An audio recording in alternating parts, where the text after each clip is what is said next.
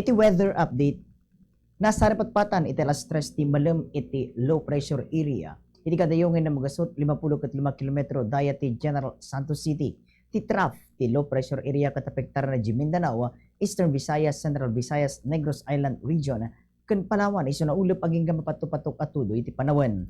Apektaran met iti easterlies to Bicol Region, Quezon ken Aurora. Iso pasaray na ulep aging mapato-patok atudo ken nagaro ti panyempo.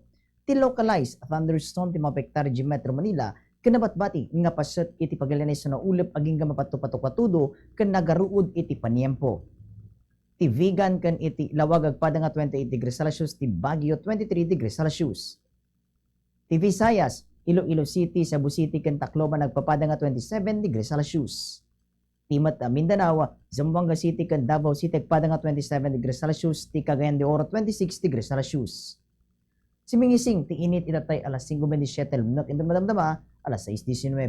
Deta ni ti weather update para ti Bombo News and Views. Siak ni Bombo Marquez Makabasan, and this is Bombo Radio Philippines, the #1 and most trusted source of news and information. Basta radyo, Bombo!